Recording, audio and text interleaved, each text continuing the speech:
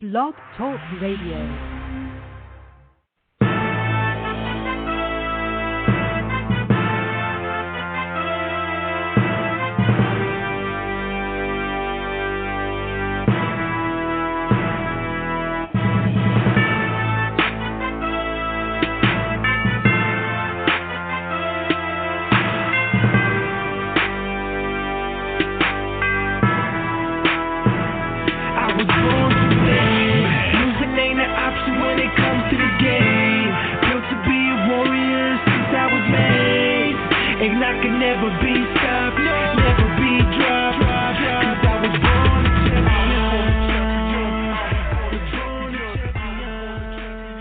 Welcome back to Real Combat Media Boxing Radio. This is episode 41. I'm your host, Christy Rosario, here in Los Angeles. My co-host is Richard Solomon, the boxing prophet in New York City. And later we will be joined by boxing writer and professional boxing trainer from Philadelphia, Mike Cassell. Live callers, 347-324-5998. You can find us on Twitter at Real Combat Media, or my Twitter is at BoxingGirl, BXINGIRL, or the Boxing Prophet 68. You can find us on Facebook at Real Combat Media in the search bar. Our topics for the show will be last weekend's ESPN Friday night controversial ending, and we will also talk about some of the recent fight announcements for January 2014, starting off with a bang. Later in the show, we will have the Camache boy. George is a former wrestler, former kickboxer, and he is actually one of the top middleweights in the world, and he will be here with us. But first, Prophet, are you there? I just want to make sure I have my co-host. I'm here. A little cold here in the Northeast, but other than that, I'm fine. Looking forward to another epic show as always. Of course. Well, it's good to have you here. It's pretty warm here in L.A. Sorry for the cold weather around the country, but we are here with a hot, sizzling show, and I'm going to introduce our guest that is coming up right now. Wow, he is a boxing legend, multiple division world champion, current cruiserweight, and boxing commentator, Roy Jones Jr. Hello and welcome to the show, Roy. Hey, thank you for having me. How y'all doing? We are good. How are you, Prophet, with Roy Jones Jr. here? I'm a little bit, I have to say, I'm a little bit nervous. Roy's an icon in the sport, a true legend. It's an honor to have you on the show, Roy. Hey, thank you. I appreciate it. Thank you so much for that. And no need to be nervous. It's not God. If God were here, we'd all need to be nervous. But he's not on the line as we speak, so you good. You are right. You are right. But, it is it's like, I grew up watching you, Roy, myself, and always one of my favorite fighters. I mean, to this day, I watch you and I get chills. I'm like, looking for that left hook, and I know you had all your weapons, but, man, I love the left hook. And I just want to tell you, it's a pleasure to have you. Thank you. My left hook was one of my favorite commodities, but I did like all the weapons, but like you said, my left hook was my favorite. I love the left hook. I love everything. But you were so, I watch you, and I try and dissect the way you fought, and you were so awkward. I'm thinking, how do you go in there and fight with this guy that you could utilize anything? And you knew it, didn't you? I mean, you know it to this day that you just have that power and you had that technique. Of course. My thing was to go in and take a guy's best offense or best weapons and take them away from him. So it made it so easy for me. People thought it was unorthodox or people thought it was awkward and different, but it really wasn't. Just that it was my thought train that made it so different. Right. Well, that's true, but, I'm just glad I wasn't one of the fighters. I'm glad that I got to watch you instead. You're a pleasure to watch. And, when I heard that you were fighting again, I was like, just thinking, why? Because you are at legend status, seriously, for all of us. What makes you give the competition the drive? Why do you want to keep fighting? As long as you have the competitive drive about you and it's not causing you any real problems, then why would you not? There are so many people that always ask that question, and if you back up and look at how many fighters that still could be fighting, but they start doing other things that get them into the media. That's really not the best thing to be doing, where they still have their faculties about them, and they still could be boxing. So if you really love boxing that much, and you do have your faculties about you, then why go do something stupid to get yourself in trouble when you can do what you love doing still? That's true, but look, on iTunes you have a whole bunch of songs. I mean, you're a singer, a rapper, you're talented, you're a commentator, you play basketball. There are so many. I mean, not everybody has everything going for him. So you can do something else, but you choose boxing. Is it just that you have that fire and it's just not enough yet? Well, you have that fire, and it's like it's always something to keep me going. And when God wants me to stop, he'll make it easy for me, because there will be nothing to truly keep me going. People think that, a lot of it is egotistical. Never that. My only thing is like, perfect example, when a guy who's a legend in his own right, in his own sport, such as Anderson Silva, says, after my next fight, I want to box Roy Jones Jr., how could Roy Jones Jr. possibly say no to that guy? It's just like how you guys are talking about me on here as a legend in boxing. He's a legend similar to that in MMA. How can one legend, say no to be another legend in an event that people would definitely love to see and that people would enjoy? How could you say no? It's like I'm that type of guy that if I were in this situation, and I'm not Floyd. Floyd does his own thing. Floyd has his own mind, and Floyd is entitled to make his own decision. But I'm the type of guy that if you say, well, there's a Pacquiao over here, yes, that's what I live for. So that's what makes it so difficult for me. When I see something that I think people would like to see or that would entice people to want to know how it turns out, it's very difficult for me not to do it, because God only gives us one life. You hate to go to your grave with something that you could have tried to do and you never even tried it. I don't want to be that guy that say when I'm 60, I wish I would have tried to do this, or I wish I would have tried to do that. And on top of it all, there was a cruiserweight divisional title that I just picked up on the 21st of December in Russia that had eluded me for quite some time. And why would you go win titles from heavyweight, from middleweight to heavyweight, except the cruiserweight title, and you don't at least go give it a shot? You brought up so many points and so many things I want to talk about, so we'll go right back to Russia. You're in Moscow, Russia. Now, first of all, did they treat you well? Here you are, Roy Jones Jr. They treat me very well. Those are some of the best fans in the world to fight in front of. I had such a good time performing for those people. It was one of the funnest events that I've had in some time now, and they loved it just as much as I did. And you had your trainer, same trainer, Alton Murkison, was he there with you, Murkison? No, Murkison has been going through a few health issues, so I had a guy by the name of Valerie Cooper, who has been my trainer as of late because of the health issues that Murkison has been experiencing. But Murkison's always there in heart. He always texts me every day right before the fight, tell me every round, same thing that he tells me. He's always missed and loved, so we're always good. Oh, I'm sorry to hear that. Yeah, our best to, you call him Murk, isn't it? Is that correct, yep, Murk? That's exactly what I call him, Coach Murk. Well, our best to Coach Murk, because I know he was with you for a long time. And now what about your father? Is he still with you when you go to Russia or wherever you fight? No. Okay. All right. Well, I guess that's another story, huh? Sounds like. Or do you want to talk about your father? I know. My father's a great guy, great trainer, one of the best fundamentalists to ever live. Okay. Well, yeah, I've heard that. Well, I've watched quite a few documentaries on you, so I guess it's hard when you're a son with a father. Even though I'm a girl, I can relate. But I do want to ask you. So you're over there. You blew the competition away. I mean, let's look at your scores here. I have them right here. You were 118-109, 119-108, and 120-108. Did it feel competitive to you while you're fighting? Well, it didn't. It felt competitive early until I figured the guy out, and then what made it such a blowout was that he chose to continue to fight the wrong fight. He pinned me on the ropes like he thought he wanted me, but he was getting killed against the ropes. So why would you keep me pinned against the ropes if I'm killing you? But that's their strategy. That's what they had figured to do. So they felt like if he could crowd me and keep me on the rope, that was his best out. And it turned out that turned out to be his worst out. So it was competitive, but he chose the wrong fight. And sometimes guys, that's what separates the great guys from the decent or halfway good guys, is that when guys get a plan A, they're not able to alleviate to a plan B right away.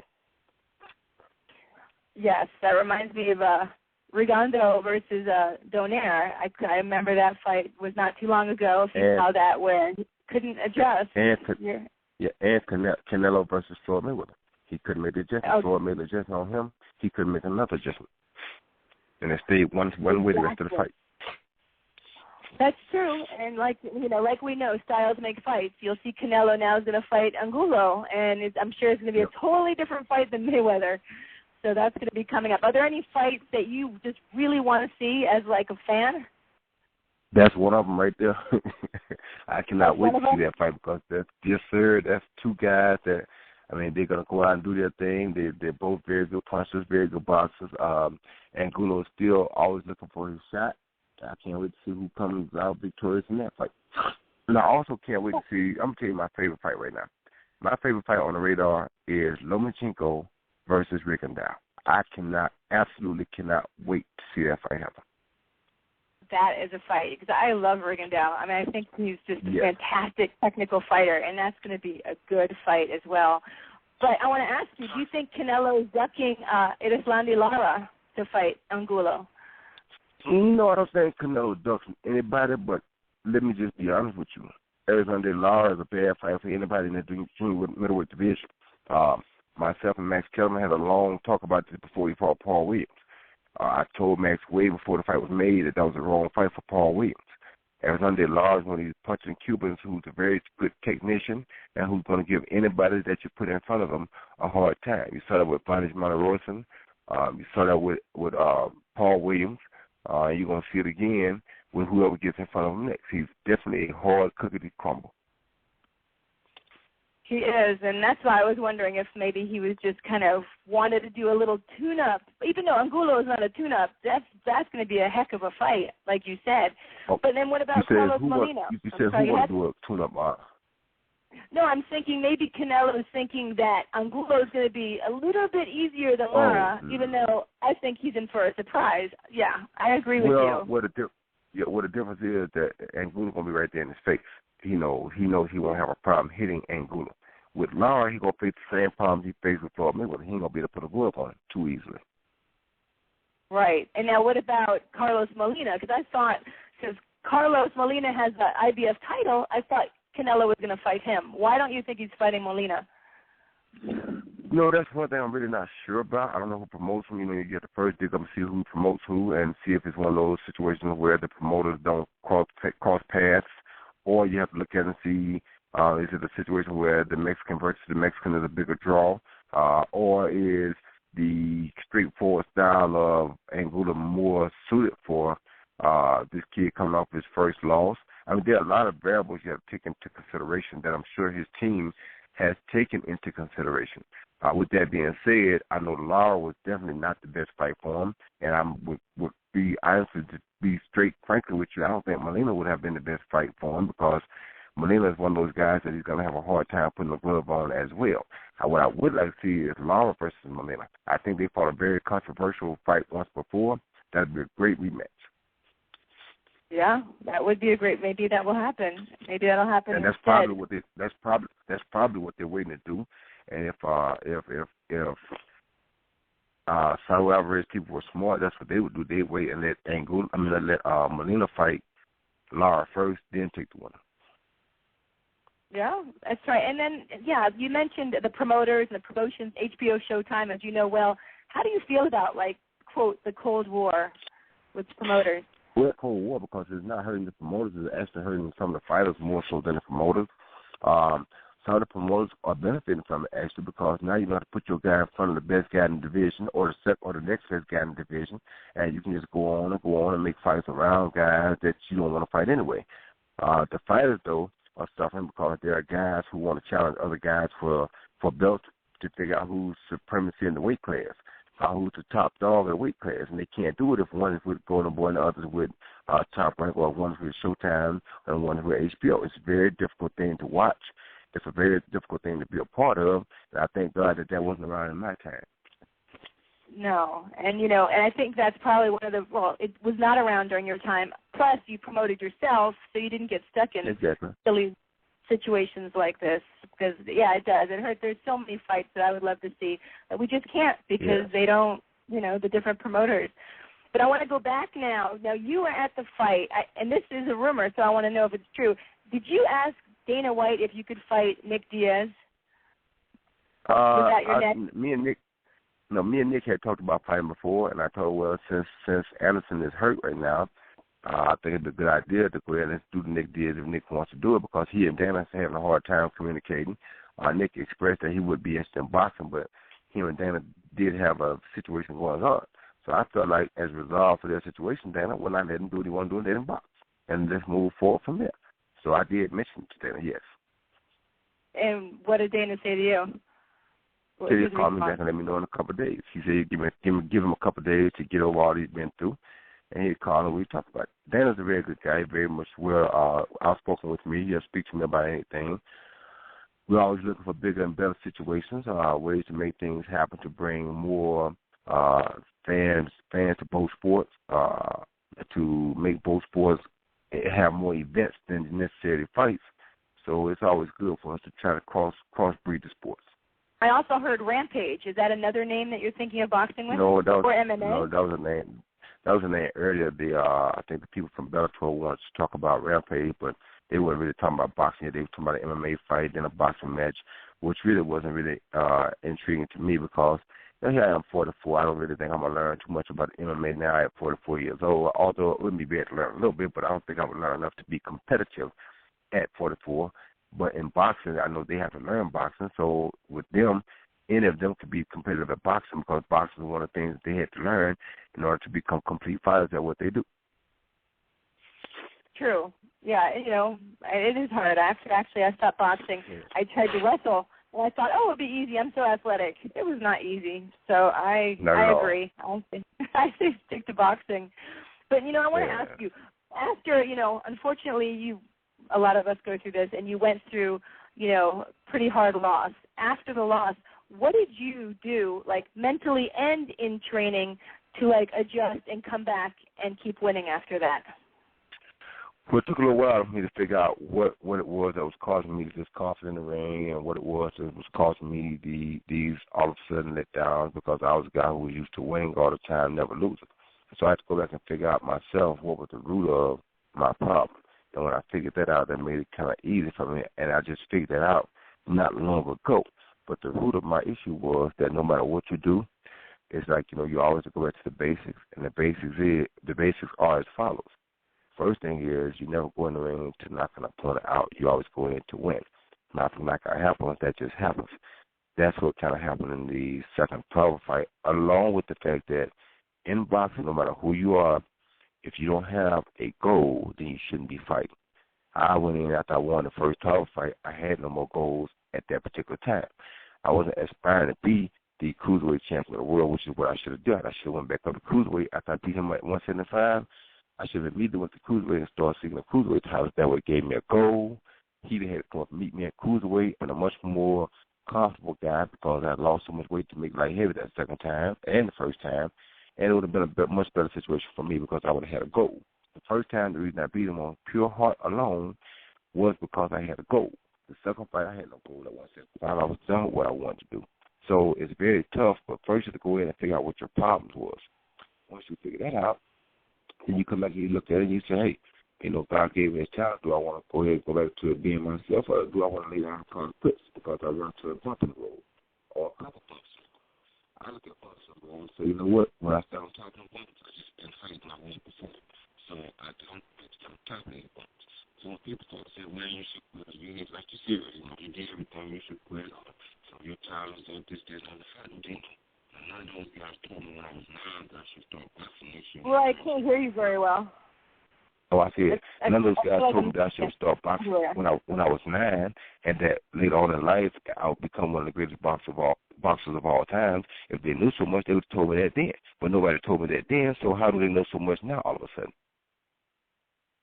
Right. Yeah. I lost you for a second. So.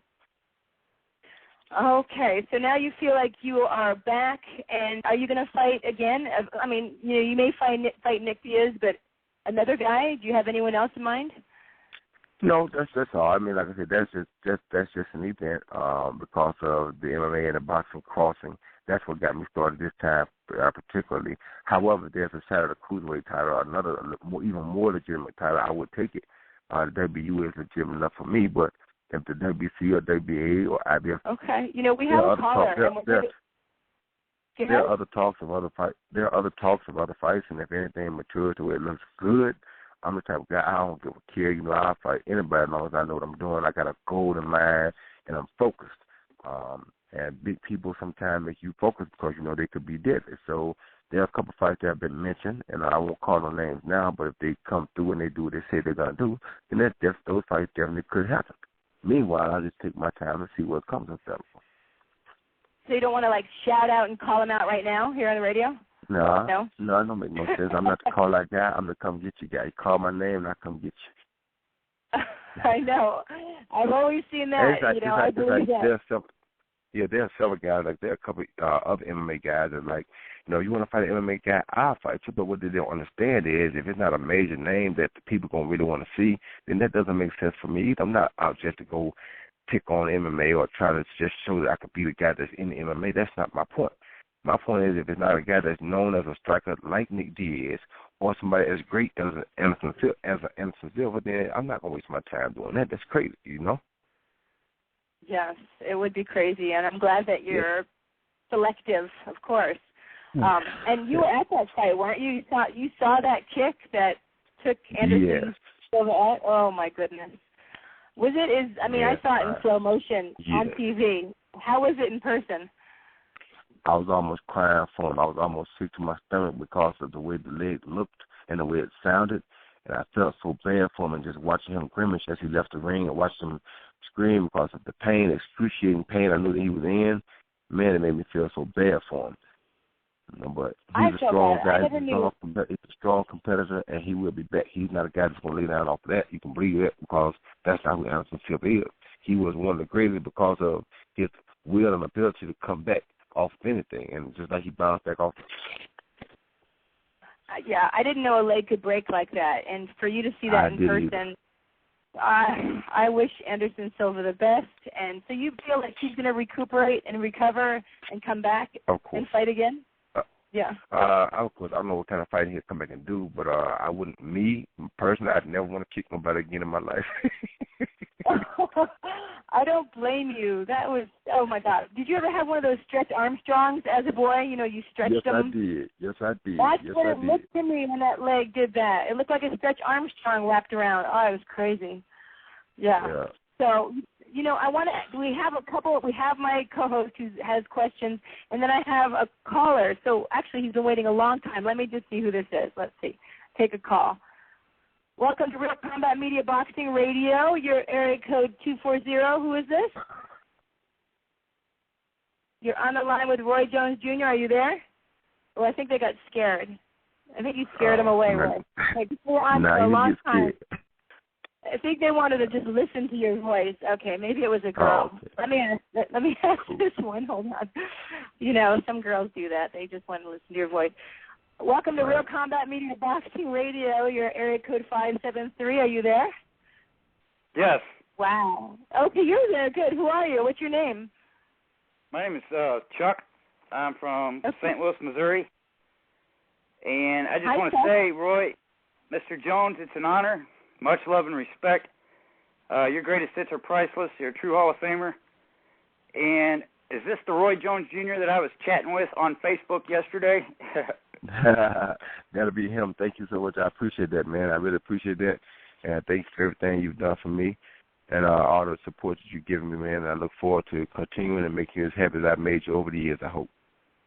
God bless you. God bless you. So that's really you on Facebook. When people write to you, you write them back, Roy? Yeah, and actually what happens, they give me the questions, and I send them the answers, and they send them back for me. Oh, that's nice that you do that. Well, thank you, Chuck. Yeah. All right, let's see if we have bye. Thank you. Let's see if we have another caller here, because I know they came back, or a different one. Let's see. Welcome to Real Combat Media Boxing Radio. Are you there? Oh, she got scared again, Roy. All right, let's go to my co-host. I know he's waiting impatiently. All right, Prophet, your turn. Yeah, thanks, Roy. I know this is a touchy subject with you, but I want to, touch a little bit about your amateur career. I've only cried twice watching boxing in my life. One was when James Buster Douglas shocked all of the world, back in February of 1990 when he knocked out Mike Tyson. Those were actually tears of joy because I was one of the few people in America that actually called that right on the money. So I was overly excited about that. But back in '88, when you fought Park Sai-hun and you got robbed of a gold medal, I was a junior in college and I was watching that fight on TV with some friends. And it was really heartbreaking for me to watch. The decision was so crappy and so foul that it actually, the Olympic Committee actually changed the way scoring was handled after that. The whole Olympic boxing program and the way they score fights was totally revamped after your loss. Did you ever think for a second that, wow, this isn't the sport that I should choose to, participate in? Because it certainly was heartbreaking for you. And as a fan, it was painful for me to watch as well. Yes, I did. Thank you for that as well. But yes, I did think right after that maybe this is not the sport for me because I don't know many sports where you cross the finish line first and you're not the winner. So that really bothered me. And truthfully speaking, to me, it diminished the integrity of amateur boxing, especially in our country because, first of all, nobody really went at it hard enough to make them overturn the decision, which should have been overturned because right now today you can go back and look at that fight and it's on tape, clear robbery. Why don't we fix it? And they haven't fixed it yet. Secondly, they attacked the problem by making another problem, the problem that wasn't the problem. The problem was the judges cheated. Wasn't the way that we judged fights, wasn't the scoring system. The judges just outright cheated. Be honest about it. Attack what the real problem is. Don't change the way the scoring goes. Get rid of the judges. Ban them for life. Teach people a lesson. Let them know that if you cheat or if you don't do right here, you won't get to do it again. These are people's lives that you are playing with. Then that would have solved the problem. They didn't do that. They still have a robbery right now today on tape that they haven't justified. And that's a bad thing to me 20-something years later. And they also, let me just comment, that they also suspend for life 2 of those judges. So if you're going to suspend 2 judges for life from an Olympic bout, then you should definitely overturn it. I don't understand why they haven't overturned it yet. Without a question. I mean, how can you justify not going and fixing the wrong when you got it on tape? I understand. And they say, well, so many other guys going to come back. Yeah, guys can't come back unless it's actually true, legitimate. And it ain't going. You can't change it if it's in the middle of the tournament. Yeah, it might make it a little bit different because there'll be several different outcomes. So you can explain that, no, we couldn't change that now because, if that happened in the quarterfinals, then that could change the whole outcome of the way the tournament went, But it would have in the finals, you can fix that. It's just one fight that you got to worry about, and this can fix the whole thing. But you can fix that very easily. This was the last fight. You change the gold to silver and silver to gold. That's very easily done. It's not going to affect the bronze medal round or none of that. And you got it on tape, so why wouldn't you? Sure. And what is their reasoning? Have they ever? I know you've mentioned it. I'm sure. Have they given you a reason why? Their reason was that they didn't want to go back, be stuck with going back and changing other decisions in the past. There were no other decisions in the past that I can recall that a robbery this bad happened in the finals. Like I said, your explanation for that would be you can't go back and change those decisions because those decisions would have affected the entire tournament, not just the final bout. This was the final bout. Why can't you go back and change that? You definitely could. Now, actually, in the last Olympics, and you probably were watching, we had grievances. They overturned decisions, and if it was back when you got your medal, yeah, it would have been overturned. That was ridiculous. I'm sorry, Prophet. Go on. That's my point. Yeah, it upsets all of us. Yes, it was insanity, and I believe one judge back then, it wasn't on a scoring system. It was just 5 judges, not points, blows landed. And one judge was even quoted as saying they was, concerned that the South Korean fighter, they didn't want it to be a 5-0 decision. So he automatically assumed if he had given the decision to Park Se-hun that it would have been 4-1 instead of 5-0, which to me is absolutely ridiculous. But the Olympic boxing system in general is very messed up at this point. But I want to touch on the positive, Roy, in terms of natural God-given talent, the defense, the reflexes, the hand speed. You're probably the most talented fighter I've ever seen in all my 30 years of covering boxing. I just wanted to tell you that. Hey, thank you, man. I really appreciate that. I really, really appreciate that. And that's why I want to come back. That's why I want to come back and prove after they robbed me of my gold medal. Yep, no doubt about it. And your resume obviously speaks for itself. The only fighter in boxing history to start off as a junior middleweight and go on to win a heavyweight crown, and the first middleweight champion to win a heavyweight crown in over 106 years. And that pretty much speaks for itself. So I want to go back to that fight because there were a lot of fight fans that are pretty knowledgeable that actually thought John Ruiz had a shot to beat you. And I laughed. I said, John Ruiz is lucky if he wins one round against Roy Jones. Are you kidding me? Take me back to that fight because it seemed like it was really, really easy for you. I think I gave you 11 out of the 12 rounds in that fight. Yeah, I thought I won 11 out of 12 rounds. And what the biggest thing was there was the element of surprise. John Ruiz never knew that I hit hard enough to knock him out first round. When I hit him that first round, I saw his eyes change. And I said right there, okay, now he's done. I had already figured him out. See, he didn't have a plan A through C against me. I had a plan A through X against him. He only had a plan A. He thought he'd come in there, bully over me, and just win the fight. Never considering the fact that this is the great Roy Jones Jr., and he is going to have a plan when he comes out here in front of you. He is on a mission. He's trying to do something that hasn't been accomplished in over 106 years. He has more than one plan. Get it through your head. They never thought about that. He listened to Stoney. Stoney told him that I was too little to know where I could even hurt him, and I knew Stoney had told him that. So the first round, I made sure I put one of them beads on him to show him that if you slip, you will go to sleep tonight. And that really changed the whole fight. Yep, and that was obviously history in the making for you, and that had to have been a great moment for you. But to me as a fan, your finest fight as a professional was your domination over James Lights Out Toney. I thought that was going to be a competitive fight. You dominated pretty much from start to finish. And social media is kind of funny now. You have James Toney calling you out on YouTube, saying he'd gladly fight you now. Is that something you would even consider? Back then, obviously, you beat James Toney in a unification for the super middleweight title. Is that something you would consider, fighting James Toney again in a rematch all those years later? No, I have no concerns or no interest in really fighting James Toney again. What people fail to realize is that when I beat James Toney, there was a rematch clause in the contract. He had automatic opportunity to come back and fight me again in a rematch. He declined. So now, 15 years later, I don't really want to hear about a rematch. You had the opportunity to do it right there when we were in our prime. After I just had beat it. He didn't want it. So don't tell me what you want now. I was obligated to give it to you back then, and I was gladly giving it to you back then. Now, when you think I'm older and you think you might have a chance, or you think that, this is a chance for you to try to figure out, no, I don't want to hear that. It's like, what do I gain out of beating James Toney again right now? What do I get out of it? Nothing at all. So why would I waste my time? Right, and to me also, your best work, you dominated the middleweight division, and you had enormous success as a super middleweight, but to me, some of your finest work was done in the light heavyweight division, even though you suffered that very controversial loss to Montel Griffin, and like a true champion, you avenged it with a first-round knockout, which to me shows how truly remarkable, great of a fighter you are.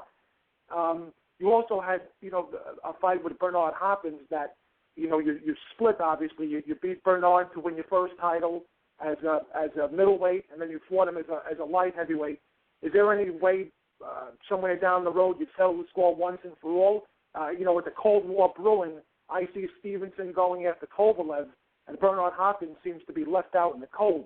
You think maybe you and Bernard can finish the score once and for all and have a third fight? That's something that would definitely intrigue me, and without a doubt, I know I'll beat him the third time, but, some of the situations would have to change. The referee, it's like to me, the last fight I had with him, it was a no-win situation for me.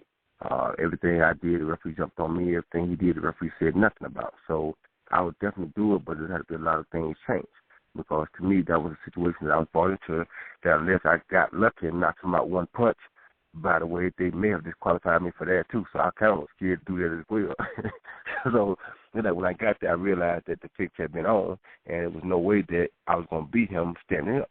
So if I knocked him out, I feel like I probably got disqualified, and they know that, like I know. This dude, I mean, he older, he's smart, but he's not the fighter I am. And he didn't want to beat me in a boxing match. He wanted to grab hold, hit hold, do all the things he do, fake like I hit him in the back of the head. After he hit me in the back of the head first, the ref don't want him, but they want me. So it's a lot of things that took place. And if I had to go through it like that again, then no, I'd really rather just stay out of it because I'm not that kind of guy. If I was a straight up fair fight, of course I'd keep it behind. Right. And everyone talks now about how great, Floyd Mayweather is. He's on this roll. He's undefeated.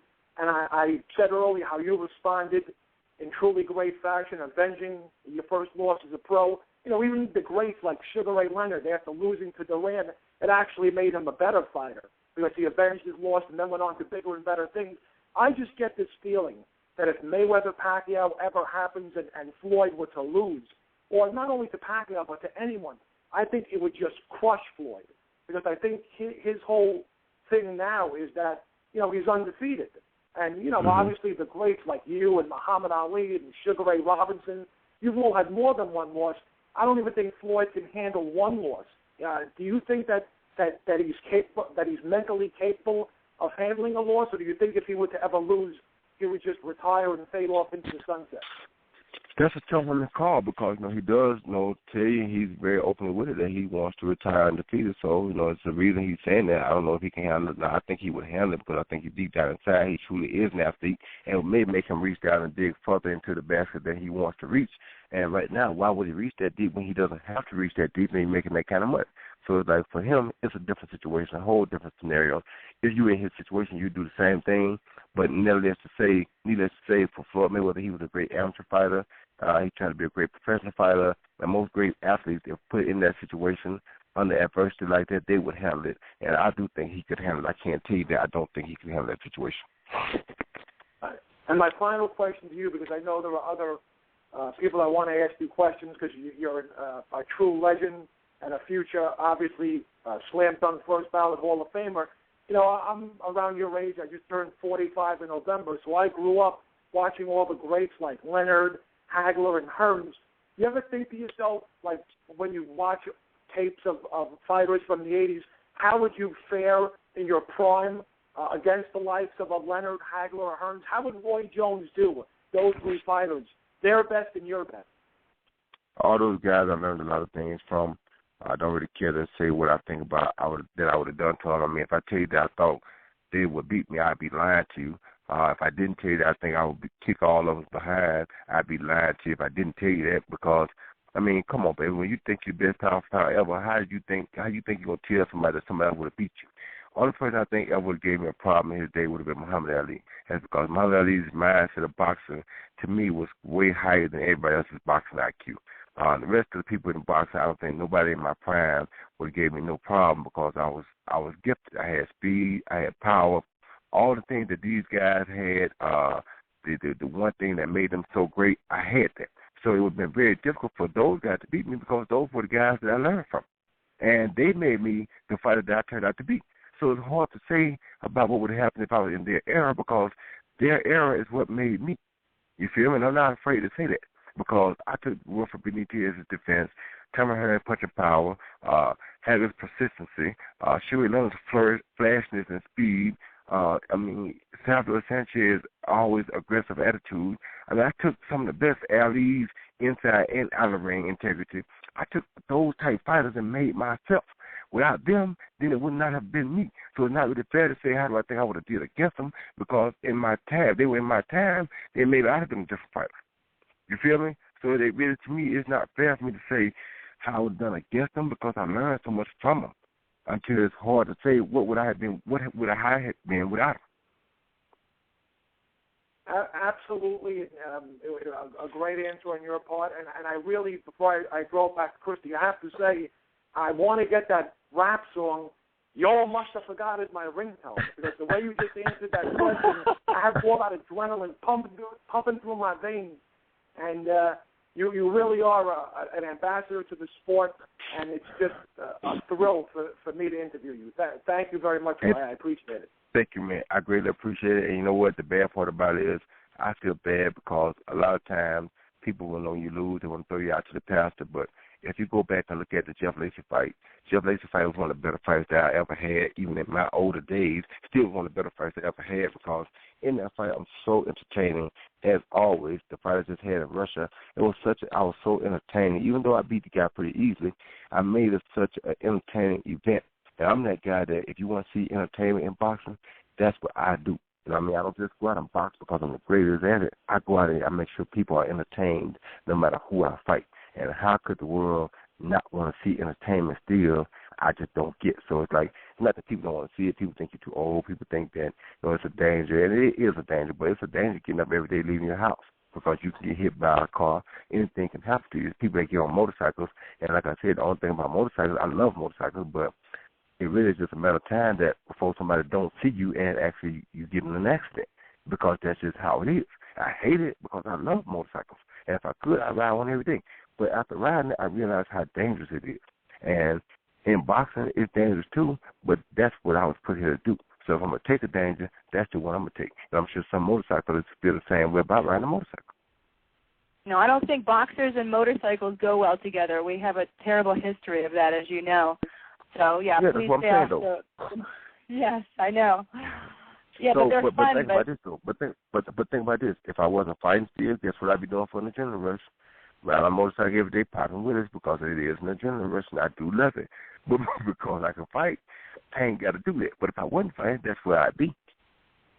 That's true. I want to ask you about your roosters or your chickens. Are you still fighting them? No, they banned it all over the world, all over the country now, so you can't do that no more. So, no. I mean, I raise a few every night to keep just because I love the eggs. I love to eat the organic hens, and I just love the colors, and I just love what they are. So I will raise one or two every now and then, but I don't know. You cannot fight them no more. I don't fight them no more. Well, that's right. It is illegal. I forgot about that. But, I was watching, when I was watching the documentary, and you pet them like they're a dog. I mean, they really have, did you name them and everything as well? Yes, they had names, they had personality. I just love them because of what they stood for, and the fact I love the colors of them. It was much more to it than just the fighting of it that I loved. With the way that you could change them and make them learn to be like pets, and you can make them dance, and you can make them sing, and I love stuff like this. Like raising a pet that people don't normally consider a pet, but making a pet out of it, and that's what I love about it the most. So they're pretty intelligent animals then, I guess. Of course, if you spend time with them. But it takes time. You got to understand them so that you can spend time with them. Yes. Well, that's interesting. I know, because I was watching that, and I live in a city, so I never thought of raising chickens or doing any of that. And that's really cool. And did you live now well, you're here in L.A., which surprised me. So you're not in Florida anymore at all?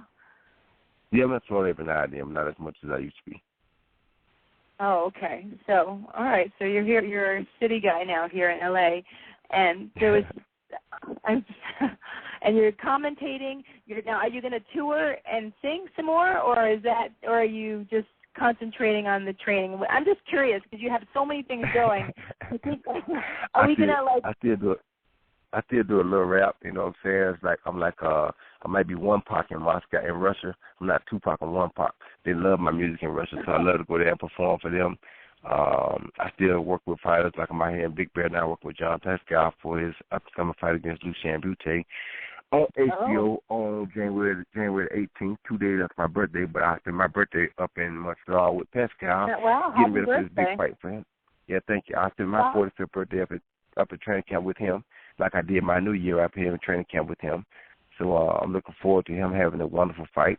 And, starting to slowly transition the past and the good things that I had in me in boxing down to some of the younger guys as well.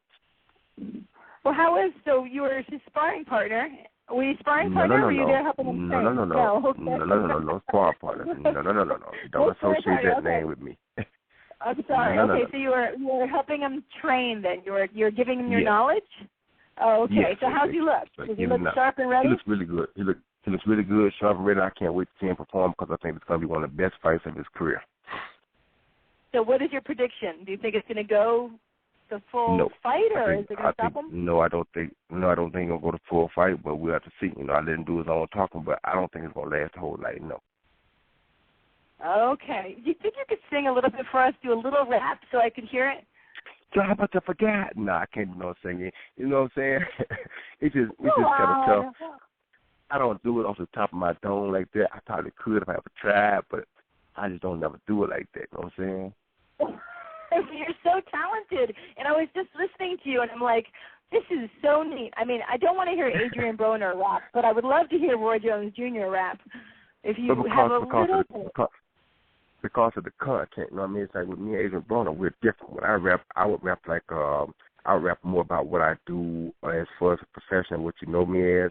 I would rap that I want to do or I could be doing if I wasn't fighting, because that's not what people really want to hear about. You feel me? So that's what makes the difference in our style of rap. And if I could have talked to him about it, I would have said something to him, but I don't know if he would have really listened to it. But it's like people don't want to hear you talk about no things that are bad or things that you probably shouldn't be doing or associating yourself with anyway. But when you talk about stuff that's going to motivate people and get people excited or get people, you know, blood rushing and pumping, would make them want to do something, that's what I think a fighter should be giving people in rap. You know what I mean? So it's like me, when I rap usually more about either fighting or what my mind was. You know what I'm saying? I would rap about things that, you know, things that I wake up thinking about as far as an athlete, not as far as a person that was doing something that the world probably didn't want me doing anyway. You understand me? Because I always took in mind that people may be listening to this. I want them to be motivated. When you get through listening to my song, I want you to feel like you can go whoop somebody at something, or you can go ace a test, or you can go do whatever. You feel me? So most of the time when I did it, it was more of a thing to encourage people to get up out of bed. Like if you listen to that Can't Be Touched, soon as you hear Can't Be Touched, I move with my heart, say move.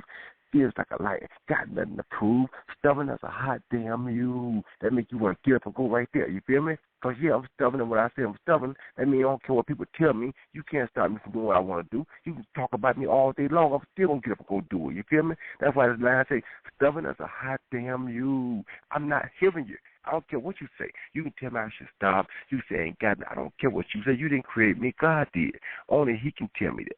That's where that line comes from. You feel me? So when I say stuff, I mean what I say. You feel me? Right. So with my music, my heart goes so deep into it because I mean it. You understand me? Stop Virgil here with a body shot. Y'all must have forgot. I mean that. You know, how can y'all be telling me or be asking me or be questioning how great I was when all the things y'all forget what I did? Beeping all happens with one hand. Are you serious? In my prime, I beat this dude with one hand. This dude couldn't touch me with one hand in our prime. And y'all think he better than me? Really? That's what y'all must have forgot means. That means y'all, they had to forget. You're very motivating. Very motivating. Because I'm thinking about like what you're saying, and it's pumping me up and getting me excited for the radio show. And it's great. And then I love it. I was listening to you, and I feel like I'm going through you, like what you're going through in your life. And like you said, you're singing that makes us excited. And then you have someone like, what would you tell someone like Adrian Broner who wants to sing about other things or do, I was told that I have to stop. Go ahead. I would tell them that as an athlete, you are a person that people look to for inspiration, not that they look to for stuff that you're talking about, the stuff that you're talking about. They don't want their kids to look at you and be like, he should be a drug dealer or he should be this. They want you to look at their kid, look at you and say, look, you don't have to be a gangster. You can have a gangster mentality, but you put the two together. Because I got boxing, yeah, I'm a gangster, but I'm a gangster in the ring. I'll fight anybody. I ain't got to duck and dodge, nothing. When I say something out my mouth, best believe I ain't bluffing. I'll come and get you. Don't think I won't. You feel me? That's just how it has to be. You shouldn't be talking about cook or, you can't talk about stuff that people don't want to see you doing. You made it out of that. Don't go back, put yourself back in that. You can make a comparison between those guys and you, because some guys that don't have no other choice but to be a gangster or to cook. And you can talk about the same mentality because you understand their mentality. Before they lay there and die, they're going to do what they got to do. That's part of it. So if you're going to talk about that, talk about the parallel mindset, because some of those guys have that mindset. As a matter of fact, a lot of them have the mindset that it takes to be a fighter. You feel me? No matter what happens, they're going to get theirs one way or the other. And that, if you're going to talk about it in that sense, not in the sense that you're doing it because boxing made it to where you don't have to do it. You are a talented guy. You can do it all, Roy Jones Jr. My goodness. everything. I love it. I'm so happy that you're rapping for us here on Real Combat Media Boxing Radio. You know, we have another caller. Let me just see if they're there. If the girl, I'm telling you, it's lighting up, but I think there's a lot of girls that are just listening, or maybe some of the guys are listening. I don't know. Let me see who's here. Hello, welcome to Real Combat Media Boxing Radio. Do you have a question for Roy Jones Jr.? Yes, I have a question for the champ. Okay, yes, sir. Hello, what's your name? This is CEO. Hi, CEO. Great, thanks for calling. How you doing? Good, you're in Washington, D.C., aren't you? Yeah, Washington, D.C. All right, this is a good guy, Roy. Okay, go ahead, CEO. Well, first, I want to express my admiration for Roy Jones, man. You're responsible for a lot of my interest in the sport, for what you did in the 90s and the 2000s, and I'm just amazed. I'm just amazed to be able to hear your voice right now, man. Thank you, CEO. I really appreciate that, brother. Thank you so much. And the question that I have is, you have a legendary amateur background, legendary professional background. You're an amazing commentator. You're able to dissect fights. You're very motivational. Will we ever see Roy Jones become a full-time boxing trainer? Because I think you'd make a great one of those, man, with the way you give guys energy, man. Yeah, that's very possible. That's why I'm here with Pascal now, working as a boxing trainer. And, yeah, that's very possible that when I'm done, I will become a full-time trainer. I love training. I love passing on all the things that I've learned in the sport, the things that God has blessed me with. I would love to pass them down to other guys. So, yes, you will see me as a full-time trainer one day. Yeah, that's amazing, man. I have one more question. You have several amazing finishers at 168 and 175. Does any one of them your favorite, or does any of them stand out to you? The one that stand out the most to me is the finish of Vinny Pazienza, because I didn't want to do it, but they made me, and it was the most brutal finish that I think I've ever laid on a guy. Oh, I remember that too, man. My favorite was the Brian Brandon one, man. That was pretty bad too, now I got to admit, but Bennett's was much more torturous than that. Oh yeah, definitely, man. I appreciate that, man. I appreciate thank you, brother. Everything, man. Thank you, man. Bennett was a tough competitor as well, and no disrespect to none of those guys, just that I wanted to stop. I thought that he had enough, and the ref made me go back anyway, and I had to unleash the fury, but it wasn't to hurt or cause nobody no harm for life. It was just to get the job done, you know? Oh, yeah, definitely. Well, CEO, thank you for calling. Good to hear you again. Thank you. I appreciate that. Christy, if it's possible, can I tell Roy my famous Roy Jones story? It might make him a little bit nervous. All right, but go ahead. Go ahead. Yeah,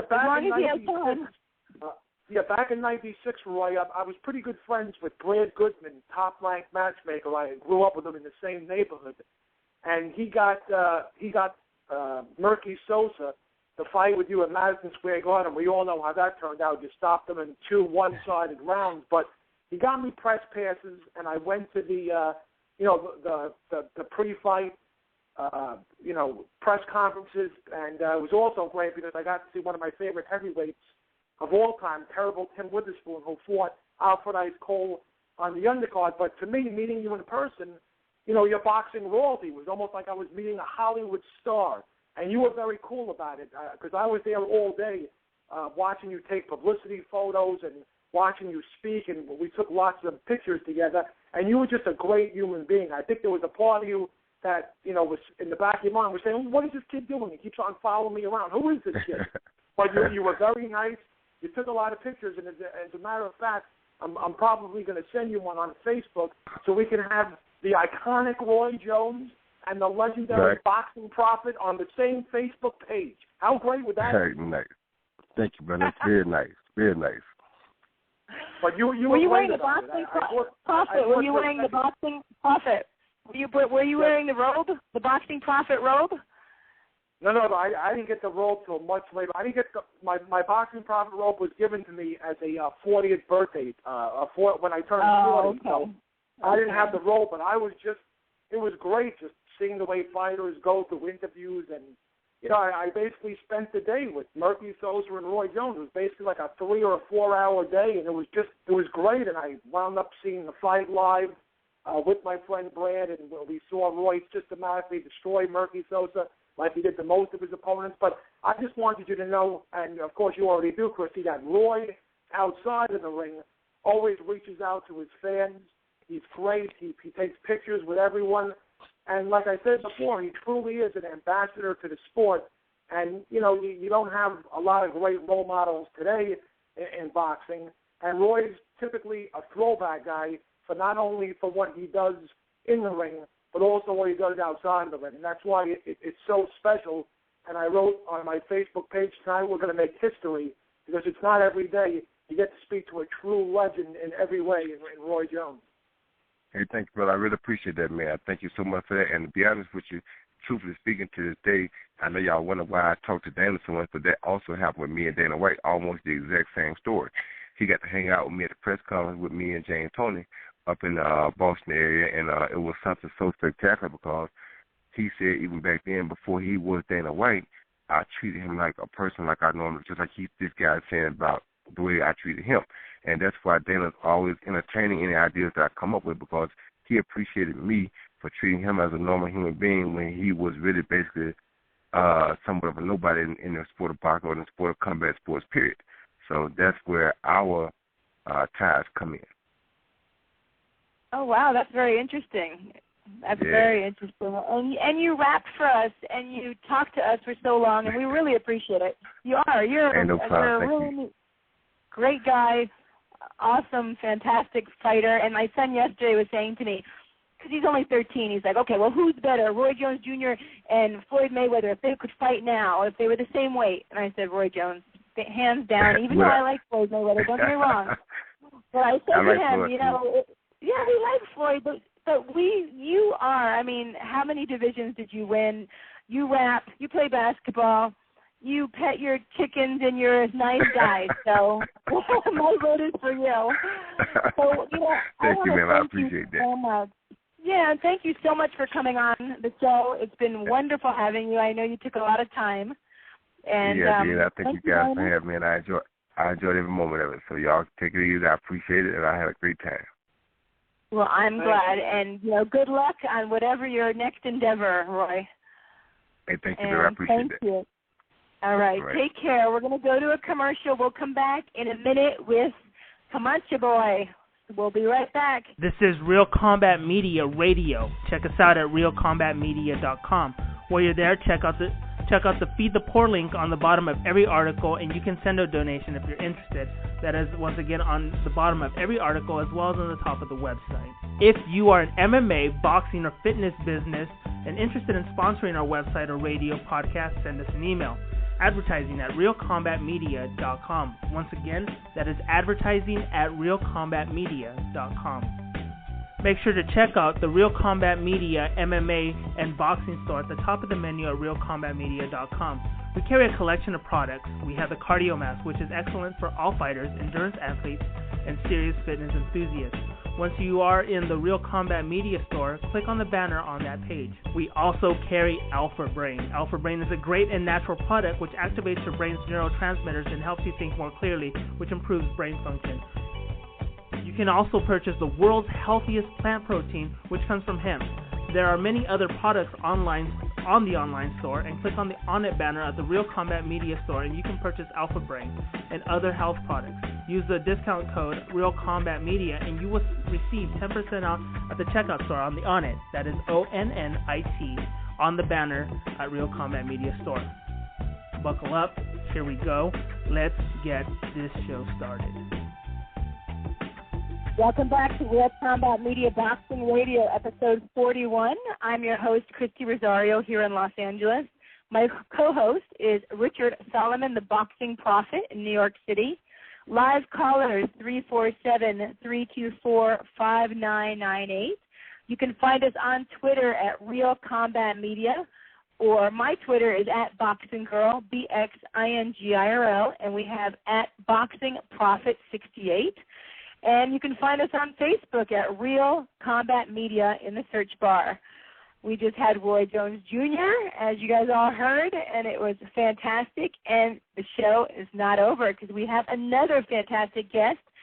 He is George Comanche Boy. And, you know, he's going to tell you how to pronounce his last name. Go ahead, George. How are you? I'm doing all right. That's Comanche Boy George Tahdooahnippah. See, it's easier than what it looks like, Tahdooahnippah. Yeah. I mean, when you look at how you spell it, I would never have thought that. Well, welcome to the show. Thank you for holding on for so long. And did you find Roy Jones interesting? Oh yeah, you know he's a great man. He's been in the sport a long time, and just so much knowledge, so much more to give, and whatever avenue he takes after boxing, you know, it's going to be successful. Well, he's really nice, and he rapped for me. Are you going to sing for me, too, in the show, do you think? I do country songs. No, I'm just playing. I hear that little, that's right, you're from Oklahoma. I'm like, I hear that southern twang. Okay, well, you know, we'll take country songs, too. No, I don't listen to country. You don't listen to country? No, you're killing me. All right, so I guess you're not going to sing country. That's okay. So let's tell everyone here, your record is you've won 31, 23 KOs, and only lost once and 2 draws, and you are fighting, it doesn't say who your opponent is, but you are fighting coming up soon on the 24th of January. Do you know who you're fighting? Yes. Well, there's a couple opponents' names right now. Nothing's concrete. I had one that pulled out just last week. So the promoters got a couple guys right now, so I don't want to say any names yet. But whoever it is, I'm just prepared to go out there and take care of business. It's a comeback fight, get back in the groove, and you know, hit the new year 2014 off with a bang. And then after this, you know, big fights from here on out for the rest of my career. We're excited. And you sure you don't want to call out any names or anything? You know, what's that, ma'am? You don't want to give us a little hint? You know, I can call out any names. I mean, but, you know, I feel like everybody wants to fight Floyd Mayweather. Everybody wants to fight Pacquiao, but they got to earn it. And same thing for me in the middleweight division. I've got to earn the Sergio Martinez. I got to earn the Chavez.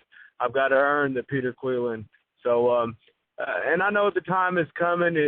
I've put in my work. I've had my ups and downs in boxing, so, you know, I'm ready to fight whoever, wherever, whenever. Okay, so you're ready. Now, I want to tell everyone, because, you know, I want everyone to know. So you're from the Comanche Nation. Is that correct? Yes. I don't want to give any false. Yes. Okay. And I was told that you are kind of in charge of is it the Diabetes Foundation? Well, I work for the Comanche Nation government. That's for my people, and I work for the diabetes program, and I'm a health and fitness promoter.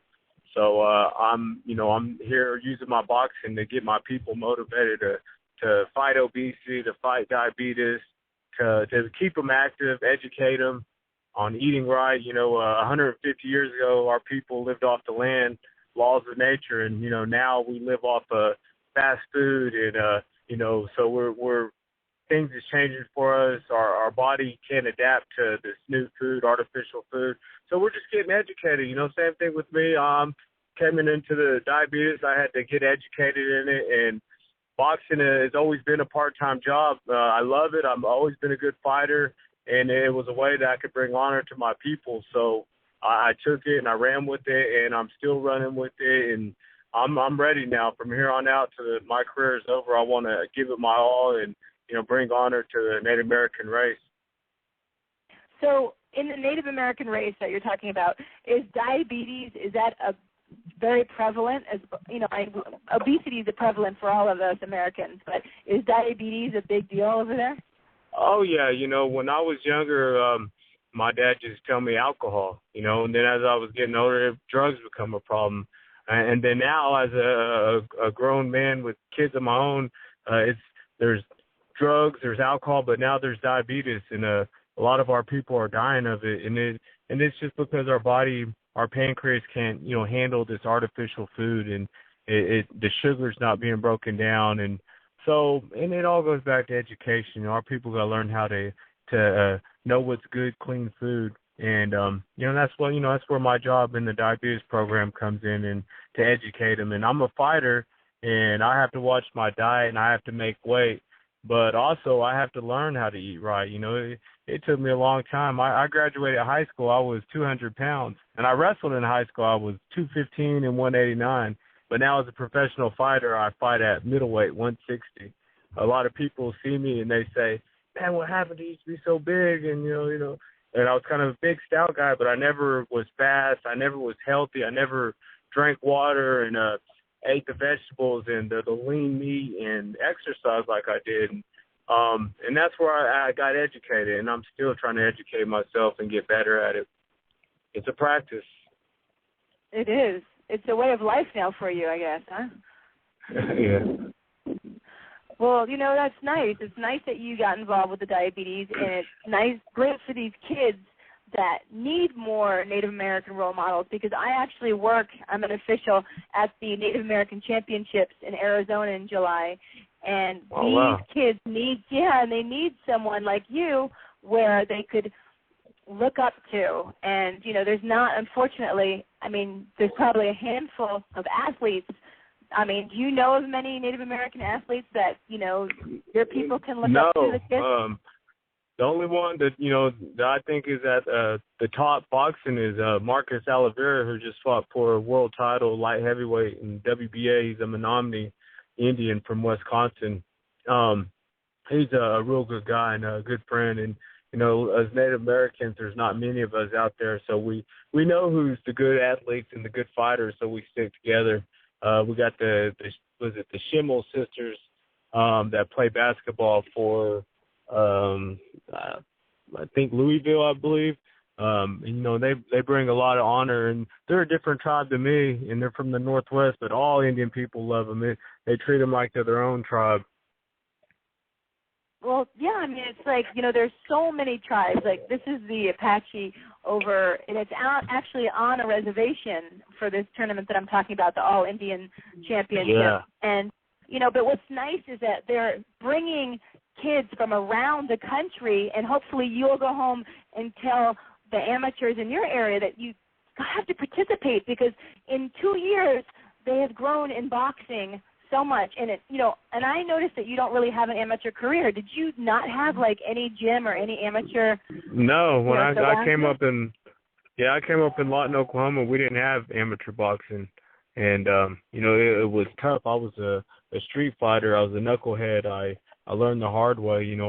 I had fought in the streets, and when I was a young kid, alcohol was a problem for me because, I learned the hard way, and I got in a lot of trouble, but never went to, prison or nothing like that. But, I was a wrestler, so that was my way of being a warrior, combat. It was wrestling, and, I was All-American when I was 15 years old, and I ended up going to college in wrestling. But I didn't have the love to be a wrestler. And at that time, out of wrestling, I was wanting to be an MMA fighter, because that's when UFC just came out. Me and my dad and my brother, we used to watch UFC 1 and 2. Man, that's what we're going to do. That's kind of like our family movie. We'd watch 1, 2, and 3.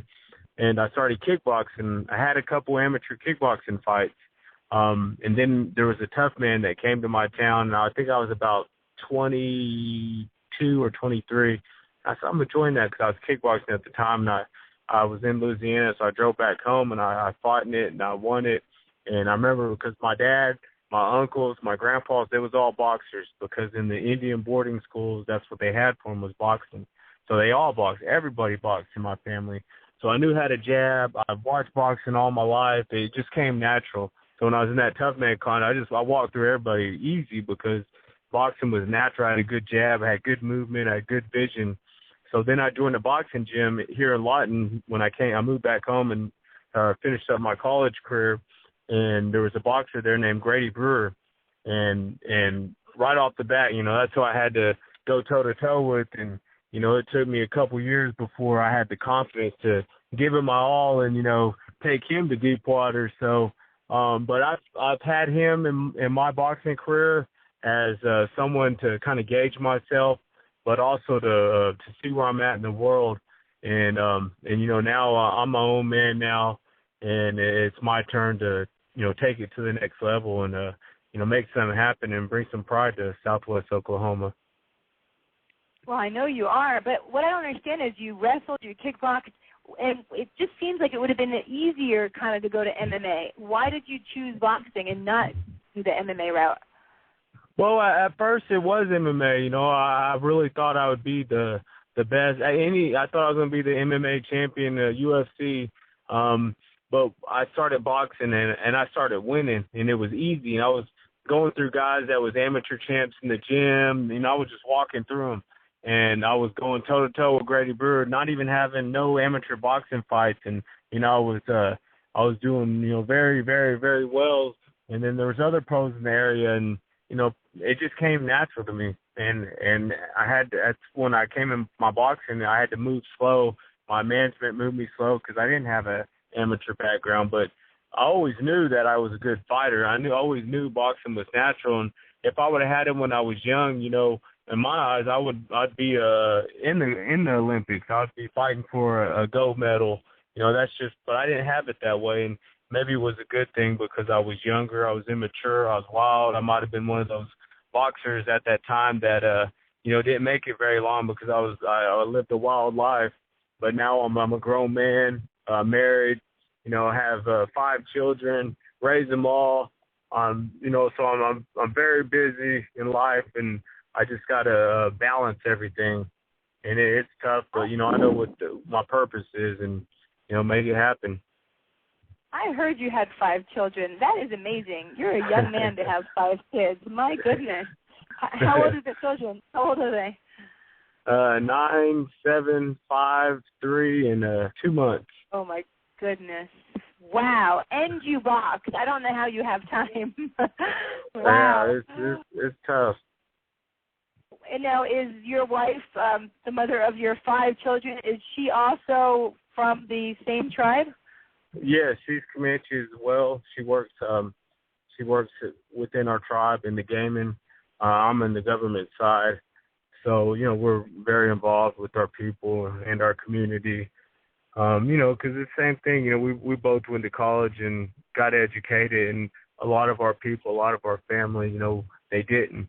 You know, so I turn around, I go back, and I show my brothers, you know, in Comanche way, all your first cousins, all your close friends are your brothers and your sisters, and then that's our duty to show them and take them, you know, and some take it and run with it, some don't, you know, some feel like they just keep on taking, but it's just like in life, you know, everything's kind of like that way too.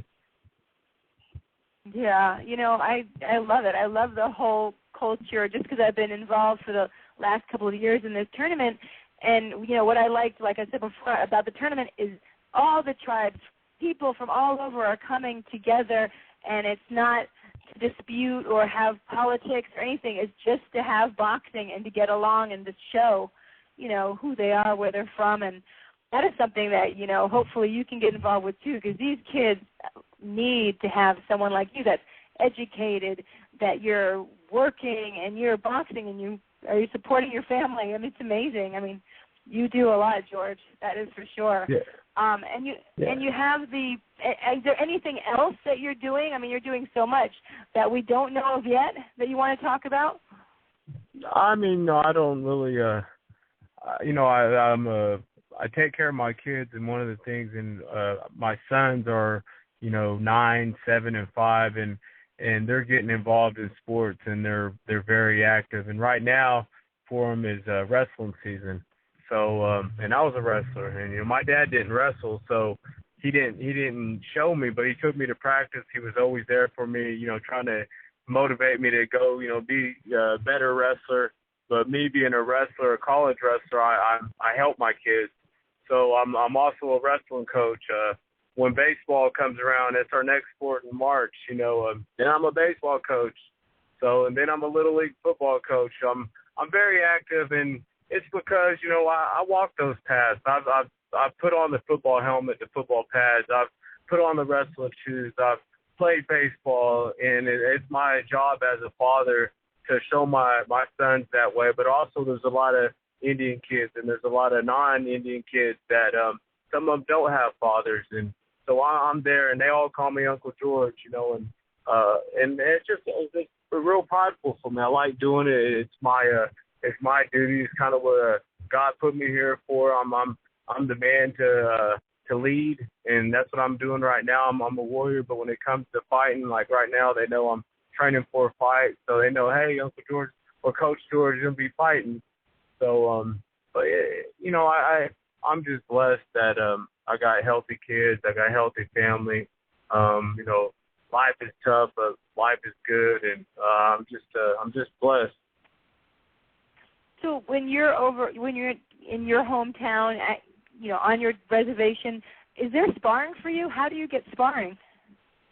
Well, for me being a Lawton, I got Grady Brewer, but I've got to travel. Like right now, I'm coming from a sparring session in Wichita Falls, Texas, sparring David Lewan, up and comer, professional, super middleweight.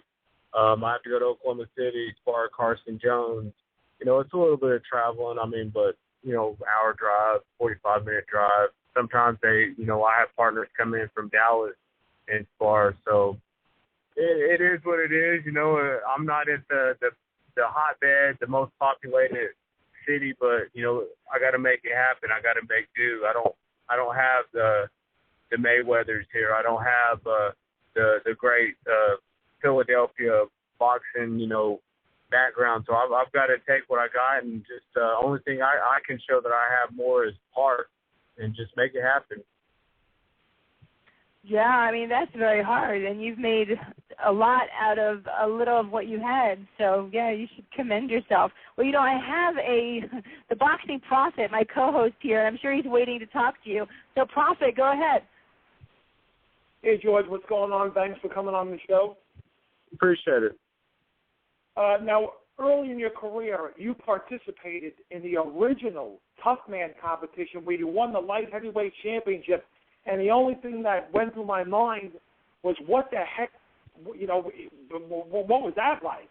What in the world did you go through winning the Tough Man competition in the light heavyweight division? I can only think about the madness that must have ensued during that competition. Well, being here with me not having the boxing background, that was my boxing. That was I think I fought about 12 fights. I was like 11-1. I made it to the Sweet 16 finals, and I was a boxer, and that's why I went on, to the top 16 in the U.S. And I lost the fight, and I totally outboxed the guy. I stuck a move, jab, good hit, good power shots, but it had a guy coming forward that was wild. But that's when I knew I was a boxer. That's when I knew that, my gift was to be a boxer. And, being a boxer, that was you guys just throwing haymakers. And just like anything else, they can only do it for about 30 seconds or a minute, and then they was winded. So it's just being smart as a fighter and just, finding my shots, hit and don't be hit. Right, and my understanding, you didn't have your first professional fight until you were 25 years old. The name Sergio Martinez comes to my mind. He also didn't start boxing professionally until later on in his life.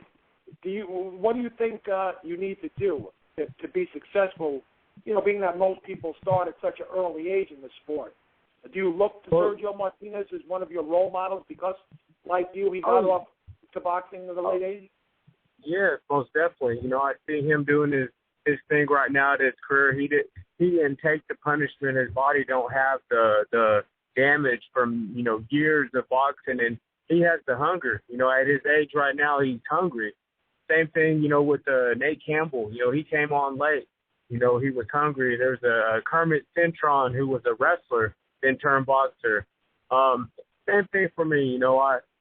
When I was wrestling at the end, I lost my hunger, and I just wrestled to wrestle. I went on to wrestle in college, but I just did it to get out of Oklahoma. And when I started boxing, it lit a whole nother fire in me. I never wanted to watch my diet. I never wanted to watch what I ate. I never wanted to run. I never thought of myself as being a runner.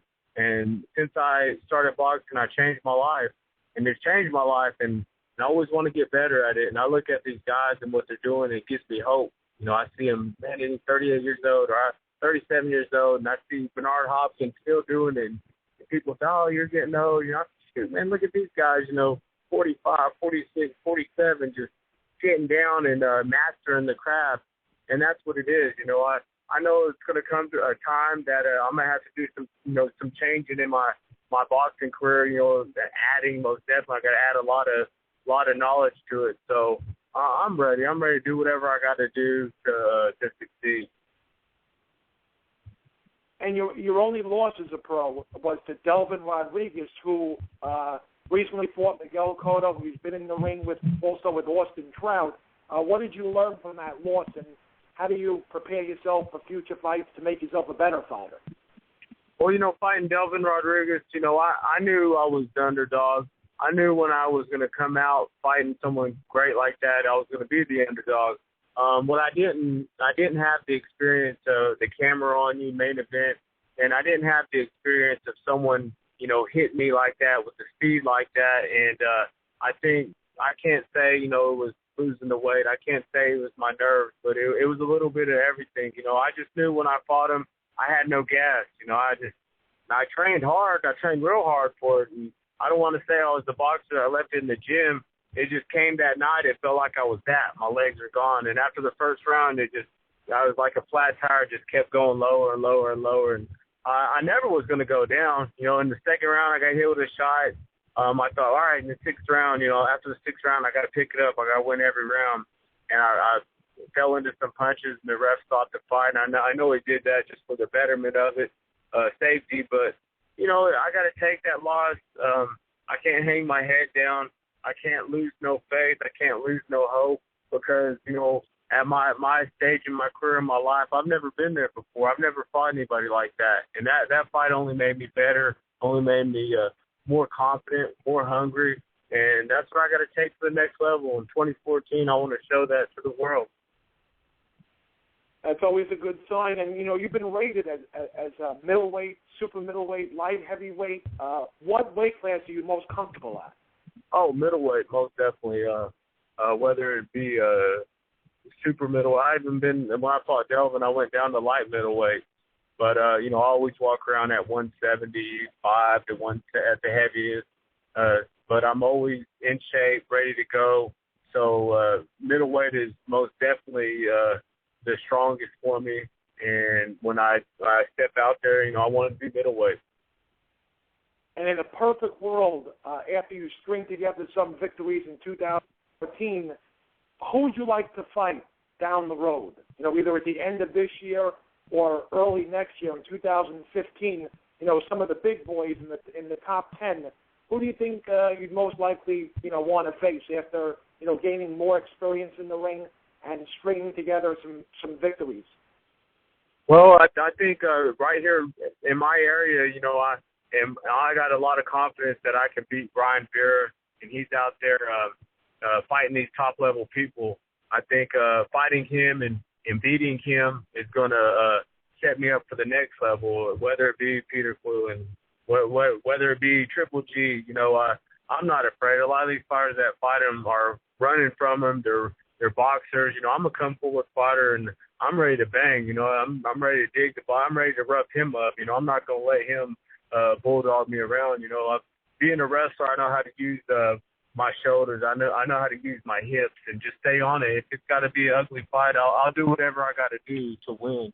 So it's like I said, it doesn't matter. Whoever it is, I know I got to shock somebody. I'm gonna be the underdog when it happens. So be ready to shock them.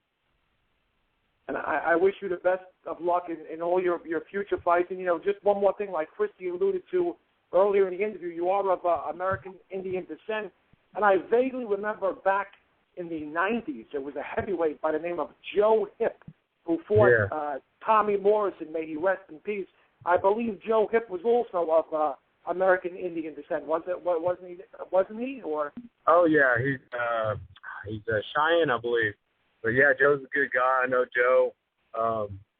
One thing being Native American, not very many of us. I met him. He's a good guy. Calls me. We always talk. Gives me any type of knowledge, information that he can. So and he's like my brother. Well, like I said before, I wish you nothing but the best of luck. You know, you're a role model for the not only for the American Indian people, but in general. You've overcome a lot in your life. You have 5 kids, and before I send it back to Chrissy, I just want to say it was my pleasure talking to you. And hopefully next time you come on the show and we interview you, you'll be champion of the world. Yeah, yes, sir. I appreciate it. The pleasure's all mine. So yeah, you're champion in your own right with your record, and what amazes me is that you've had time to get a degree. You have your 4 kids. You have your boxing.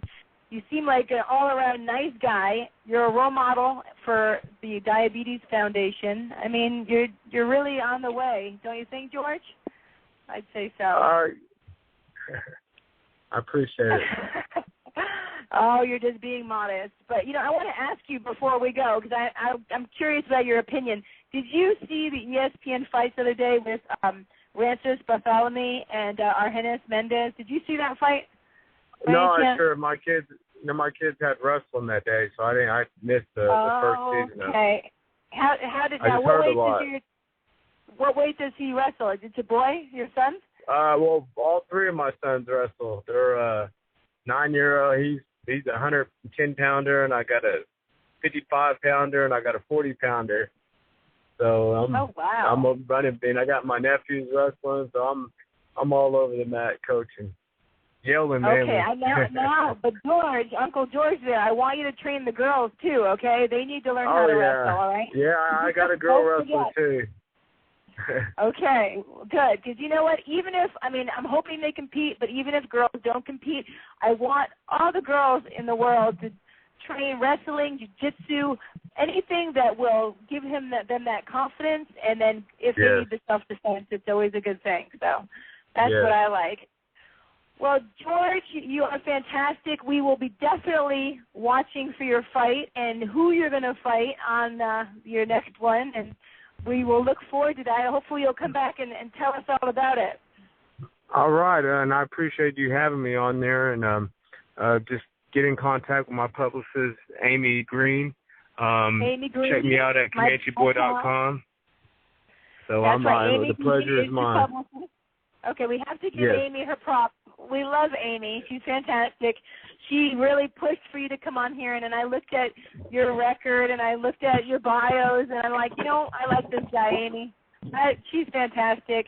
And then, what is it? It's ComancheBoy.com, you said, right? And on Twitter, what's your name? ComancheBoy49. Okay, and Facebook? I got a Facebook. It's Comanche Boy it's a page. Okay. I'm not all over the media too much. All right. Well, it's always a good thing so they can see you. And is there any sponsors, anybody that you want to shout out to before we go? Yeah, I'll just give a shout out to the Comanche Nation Casino for always having my back. Wind River, Harley Davidson in Lawton, Oklahoma, and AISG, American Integrated Security Group, for helping an Indian boy. In my career, it's hard. Paying for trainers, paying for sparring partners, paying for everything, and the most definite shout is my people, the Comanche Nation, for having faith and hope for me, and that's why I do it. It's for the Native American people. Yeah, and make sure we look out for Comanche Boy on January 24th in Oklahoma City, Oklahoma, and wish you the best of luck, George. All right, I appreciate it. Thank you. Okay, well, thank you. Have a good day. We're going to go to a commercial. Thank you, and we will be back in a minute and 32 seconds to talk about that ESPN debacle that happened and all the other fights that are coming up in January. And be right back. This is Real Combat Media Radio. Check us out at realcombatmedia.com.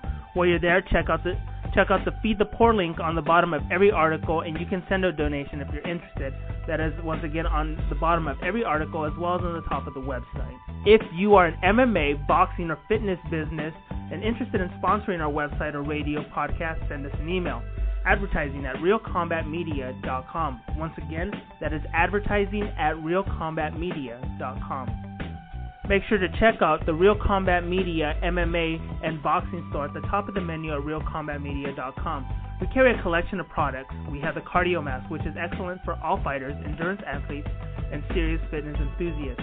Once you are in the Real Combat Media store, click on the banner on that page. We also carry Alpha Brain. Alpha Brain is a great and natural product which activates your brain's neurotransmitters and helps you think more clearly, which improves brain function. You can also purchase the world's healthiest plant protein, which comes from hemp. There are many other products online on the online store, and click on the On It banner at the Real Combat Media store and you can purchase Alpha Brain and other health products. Use the discount code Real Combat Media and you will receive 10% off at the checkout store on the On It, that is ONNIT, on the banner at Real Combat Media store. Buckle up, here we go. Let's get this show started. Welcome back to Real Combat Media Boxing Radio, episode 41. I'm still your host, Christy Rosario in Los Angeles, with my co-host, Richard Solomon, the Boxing Prophet in New York City. Live callers, 347-324-5998. Find us on Twitter at Real Combat Media. I'm at Boxing Girl, BXINGIRL, and at Boxing Prophet 68 for the Prophet. Find us on Facebook at Real Combat Media in the search bar. And we are back. So we had Roy Jones Jr. and Comanche Boy, and I've had a fantastic time. I can't believe the whole show is almost over, Prophet. It was so quick. Yeah, it's been a great show. Roy Jones is great, an iconic figure in the sport. And, George is an up-and-coming fighter, and, of course, we wish him nothing but the best of luck. And, I can't believe we only have 30 minutes left. Oh, my gosh. And do you realize that Roy Jones Jr. rapped for us here on Real Combat Media Boxing Radio? That was so cool. Yes, and that was the exact reason why I wrote on both my Facebook page and your Facebook page that history will be made tonight. Those who listen to the show live heard Roy Jones Jr. rap and hang with Christy and the Prophet. Can't get any better than that. He did. I mean, it was great. I mean, I just felt like he was a buddy that we were hanging out with, yet he's a legend, and I've never heard him rap on anyone's show, so you heard it here first with the Prophet and I. So now, since we only have a little time, we do need to move over, and I know you want to talk about this, Prophet. We have to talk about ESPN fights. Were quite amusing, and I was very frustrated. I wrote on Facebook right away. We'll get into that. We had Rancis Bartholomew and Argenis Mendez. And why don't I just give it to you, Prophet, and you can start off. How'd you find that fight? From a personal point of view, I believe I didn't do my homework, and I picked Mendez to win the fight. But sometimes you got to wait till the fighters actually get in the ring to make your predictions, because as soon as I saw Mendez take off his robe, I wanted to change my pick. He looked gaunt. He looked like he completely overtrained. I think he was 2.5 pounds under the weight limit, which made me, believe that he overtrained for the fight. And Bartholomew had an 11.5-inch reach advantage, which you don't really see in too many prize fights. So with that being said, I would have loved to have changed my pick to Bartholomew, and he was well on his way to victory. He hurt Mendez with a left hook early in the first round. He was dominating the second round, and he knocked Mendez down with a beautiful combination. And that's when we had our first kind of black eye moment for the sport in 2014. There was about 12 seconds left in the second round when Mendez went down, and the referee, Peter Podorski, I hope I pronounced his last name correctly, there is a 10-second clapper where the referee should know that there are 10 seconds left in the round. I think he got caught up in the moment when Mendez went down, didn't realize there was under 10 seconds left in the round, and just let Bartholomew and Mendez go at it, and he wasn't in position to stop the fight when the second round, when the bell rang ending the second round, and Bartholomew was in the middle of throwing a combination. Now, a referee should know when there's under 10 seconds left in a round, and as soon as the bell sounds, he should get in between the fighters. End of story. That's what referees are taught. He was nowhere near the fighters. He was about 4 or 5 feet away from both fighters when there was about 2 seconds left in the round. And some people are blaming Barthélemy, but I don't. You know, you have to protect yourself at all times and fight until the bell. And that's what Barthélemy did. And, you know, the bell sounded. Podorski was late in separating the fighters, and Barthélemy landed 2 vicious punches, a right hand culminating with a left hook that followed, and Mendez went down like he was like a ton of bricks. And the rest, as we say, is history. But, you know, I read social media. A lot of people blame Barthélemy for, you know, throwing the punch after the bell. I kind of disagree there. I think the blame fully falls on the referee, Podorski. He should have been in position as soon as that bell sounded to separate the fighters and say enough. And he wasn't, even after Barthélemy landed his first punch, the referee was still several feet away. He actually didn't separate the fighters until after the bell rang twice. So for those people, and I know Teddy Atlas had a little bit of an aneurysm on the air going nuts, and he sort of loses his mind from time to time. But I kind of agree with Atlas. I think that the blame should fully fall on referee Peter Podorski. You know, the commission in general, the boxing commission in general in Minnesota is kind of a joke anyway. They don't really have competent referees over there. So that's just the way I feel, Christy. Maybe you feel differently, because there are a lot of people who think that Barthélemy could have held back and maybe not thrown those punches, but it's very, very hard for a fighter, you know, in the heat of the moment to not throw a punch if the referee's not there to separate them. It was a mess. You know, okay, again, I'm a referee judge, so I have to look from both angles. Okay, let's say the referee did not hear the 10 seconds, which happens. It gets loud. You don't hear it. You want to always be in position. Unfortunately, it doesn't always happen.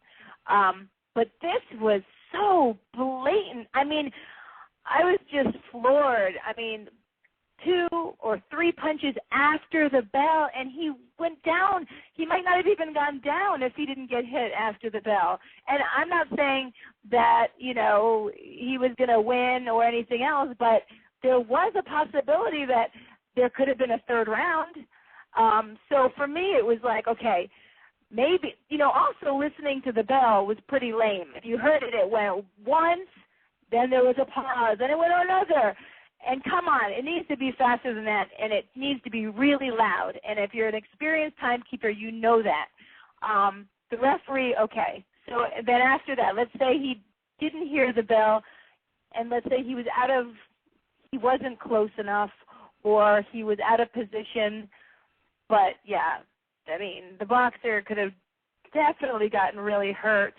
I think it, you know, gosh, you know, on Facebook I wrote about it, and, you know, it had some people saying, you know, arguing, it's not fair to blame the fighter, but you know what, rules are rules. You are taught when the bell rings, you turn around and you go back to the corner. You always protect yourself, but you do not throw the blows to the other fighter. So if he was disqualified, I would have thought that would have been fair, or at least didn't give an 8 count and let them continue in the next round. I do not think that that was a win. As a referee, I would have not given an 8 count. I probably would have taken points or maybe disqualified the fighter. But, you know, here we are. I guess they're going to do an investigation. Did you hear of anything happening from that fight, Prophet? Well, I know that Mike Tyson, being Mendez's, you know, promoter, was claiming, was filing a protest saying that it should be a no contest. And you make some valid points, but like I was saying before, Minnesota is just devoid of any competent judges, referees, and even the timekeeper. I mean, the like you said, the ringing of the bell was not only not loud, but it was very, very slow. On the undercard, you had a very controversial draw, which I saw as not even being a close fight. So it was a mess from the referee in the main event to the judges on the undercard to the timekeeper in the main event. The whole night was kind of a mess, and I wrote on your Facebook page kind of an ugly way to start the year 2014. But in a perfect world, what I would do, or what the referee should have done, being that it was clearly after the round was over, why not treat it like it was a foul, give Mendez up to 5 minutes to recover in between rounds, and then you could send him out for round 3 and continue the fight. The referee didn't even do that. He stood over Mendez. He was counting. I don't know why he was counting. Mendez obviously wasn't getting up anytime soon, but that's what should have happened. Maybe Mendez's corner, and you saw Mendez's trainer on the left side of the screen, a former great fighter in his own right, John David Jackson, was screaming. He was actually on the ring apron yelling at the referee that the bell already sounded twice after Bartholomew scored the knockout. So it was just very, very controversial. You do make a lot of valid points, but it's very, very hard. It's one thing if a fighter does it blatantly after the bell sounds, but I freeze-framed it because I have a little bit, Christy, this is kind of, well, it's not a secret anymore because we're on the radio, but I'm a little OCD. Sometimes I like to freeze-frame fights, certain moments in fights, and repeat it. And I freeze-framed it, and I watched it over and over and over again, and I came to the conclusion that he was in the middle of throwing a combination as the bell sounded. It wasn't like, the bell sounded, then he hit him after the bell and knocked him out. He was in the middle of throwing a combination. And in that sense, it's the referee's job to get in the middle of the two guys before Bartholomew was allowed to unload the punches. But, I see your point. Maybe I just think it was kind of impossible for him to hold back his punches. After watching it, a number of times, when you're in the middle of throwing a punch, it's very, very difficult to, stop throwing it. It was, and it was also in the heat of the moment. So it's tough, but I have a feeling if it doesn't get changed to a no contest, there will be a rematch. I don't know how Mendez will fare in a rematch because Bartholomew dominated every second of every round. And like I said before, Mendez did overtrain. You could tell his body was just so skinny. I didn't really give him much of a shot once I saw him take off his robe. But, even if the guy's clearly the inferior fighter, justice should be served. And at the end of the day, to me, Bartholomew should be champion and they should have an immediate rematch.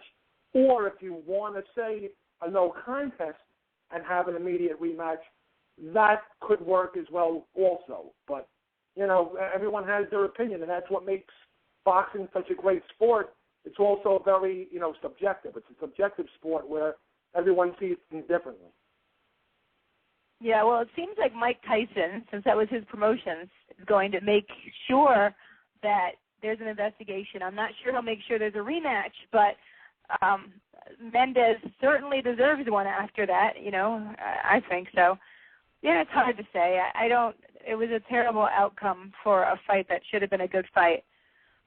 So I guess we will just move on then and see what happens with that later. There's a lot of good boxing coming up this.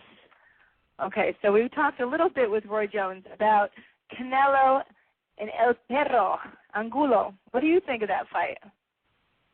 Yeah, I think it's kind of a joke, actually. I think, Canelo in a perfect world would fight Erislandy Lara, but like Roy Jones alluded to, stylistically, that's not a good fight for Canelo. Lara's a very competent boxer, as he showed against Austin Trout. He can move around the ring. Any fighter that has good foot movement, a great educated jab, hand speed, will give Canelo fits. And he's not going to get a lot of money fighting Lara because a lot of fans perceive Lara, like Rigondeaux, Cuban fighters who aren't aesthetically crowd-pleasing fighters to watch. And he's not going to face the champion Carlos Molina because Carlos Molina is perceived as being a runner who's in boring fights. He doesn't stand toe-to-toe with you. All he does is run around the ring. And even though Carlos Molina is the champion, it's a fight in which Canelo will look ugly. Even if he knocks out Molina, he's not going to win in impressive fashion. Angulo, from a stylistically point of view, is tailor-made for Canelo Alvarez. He leads with his face, doesn't know the meaning of the word defense, is slow in his hands, But he comes to fight. He's a warrior who will slug with Canelo, just like Josesito Lopez did. And I think it'll be a carbon copy of that fight. The only way Angulo makes it close is if he can hurt Canelo with his power. And Angulo does have some pop in his punches. But Canelo is just so much quicker, and he has proven so far that he has a decent chin. So if that fight comes to fruition, I would be shocked if it lasts more than 5 rounds.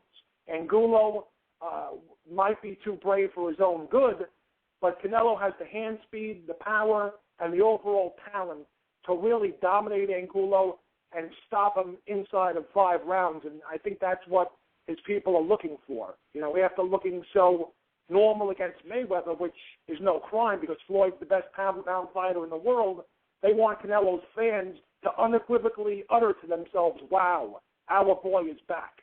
And the perfect way to do that is not an ugly fight with a Molina or a possible loss to Lara. It's a beautiful, dominating performance against Angulo. And that's what I think Canelo gets if the fight happens. Yeah, Lara and his foot speed, Canelo wants none of that, you know. Oh, man, I love watching the Cuban fighters. But with, you know, El Perro, you know, he's going to get there, and he's going to bang, and he's going to fight, and, you know, he has a chance. I know you're saying that, you know, he's not going to last, but, gosh, he's tough, and he's a good fighter, and I know he's going to stand and go toe-to-toe with Canelo. But, you know, you never know what's going to happen in there with those two. It's possible. I also, well, I'm just disturbed because I really think Canelo should have fought Carlos Molina. I know it wouldn't be the most interesting fight to watch, but since he has the IBF title, I wanted to give K9, who's fighting Joey Hernandez, and if K9 beats Hernandez, then he's pretty much next up to fight for the title. So I thought it would be really cool if, you know, he gets a chance with Carlos Molina or Canelo. But I don't know. They just seem to be staying away. What's the deal with that? Why isn't K9 getting his opportunities? Well, maybe if K9 beats Hernandez, he'll fight Molina before Canelo does. And this way, Molina, Canelo beats Angulo, K9 beats Hernandez, then maybe K9 fights Molina, and hopefully he'll beat him because it's a feel-good story. We all love K9. He's been on the show more than once. And then K9 fights Canelo. So I'm not that disappointed that Canelo isn't fighting Molina because Molina just has that style that's just really, really ugly. He wins, but it's so not crowd-friendly. It just, I don't know, it just wouldn't behoove Canelo at this point to fight him. And you do make some points about Angulo. I never question Angulo's heart, and if anything, maybe we'll learn a lot about Canelo's heart in this fight. It's one thing to get tapped by Floyd Mayweather, but it's another thing to be in the ring with a guy who has power in both hands and is a warrior. And Angulo has shown in previous fights, like his wars with Erislandy Lara and James Kirkland, he doesn't care if he gets knocked down. He'll take 20 punches to land 1 or 2 in return. He's going to be in there and go mano a mano with Canelo Alvarez. So if anything, we'll learn if Canelo still has the heart and the chin to be a top-notch fighter, like you said. Yeah, we'll see. I mean, Canelo against Mayweather, that was the first time in a long time that I saw Mayweather actually get in there. And I wouldn't say he banged, but he sure fought him, you know. He wasn't just doing his defense and going away. He fought great. So I know styles make fights. I say it all the time. We will see. Well, let's see. What else is coming up? So January 10th, okay, so Friday, ESPN2, we have Emerald Queen Casino to Clements, Washington, Arash Usmani versus Juan Antonio Rodriguez for super featherweight. Then we have Zahir Rahim versus Bayan Jargal for welterweight, and Latif Coyote versus Jonte Willis in the heavyweights. Any comments on those fights? Yeah, Usmani at the last minute got injured. So for the first time in I don't know, a long time, the main event on Friday Night Fights is an 8-rounder because I do believe that Juan Antonio Rodriguez is in there now with a last-minute replacement named Yenfo Vincente. It's an 8-round fight in the junior lightweight division. So sometimes injuries are a part of boxing, and Friday night fights had to scramble to get a last-minute replacement, and so that's the main event. So Friday night fights got off to that very controversial start last week, and the main event, this week isn't so enticing. But, injuries were a part of the sport. Right. Well, I'm glad you got the corrections. I didn't. Well, that's the prophet for you. He knows. He's the prophet. All right. So then we have on Unimas. We have Unimas.